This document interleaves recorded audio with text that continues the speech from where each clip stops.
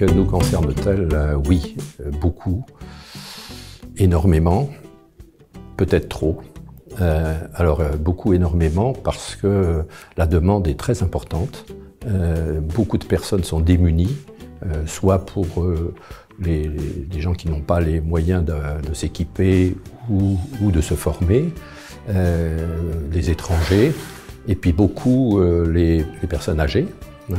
Et donc nous avons une assez grosse activité toute la semaine, avec des formateurs, avec des outils, et nous sommes très sollicités à la fois par les bénéficiaires potentiels, mais aussi par les pouvoirs publics pour agir dans ce domaine.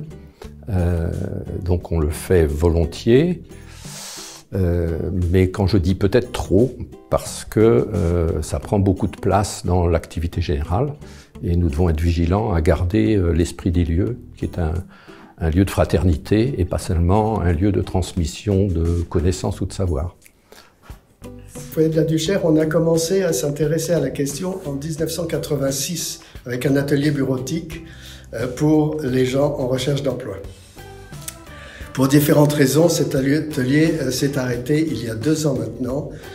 Nous disposons donc d'un local tout à fait adapté et organisé pour, et nous sommes en train de travailler pour savoir comment reprendre cette activité au plus près des besoins des gens.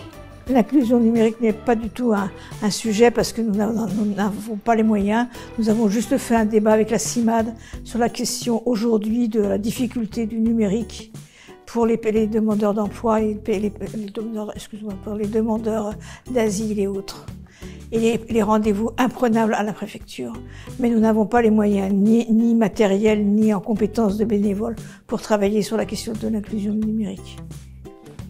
Alors l'inclusion numérique, c'est une problématique qui est particulièrement forte dans le quartier parce que beaucoup de gens ne sont pas équipés ou ne connaissent pas les codes sociaux. Et donc on a mis en place un service d'écrivain public qui fait le plein. Et là on a embauché une nouvelle personne pour accompagner les équipes de bénévoles parce que c'est une des activités qui est le plus demandée depuis le Covid, mais même avant, et avec le fait que maintenant toutes les démarches administratives sont dématérialisées, c'est vrai que c'est une demande qui explose.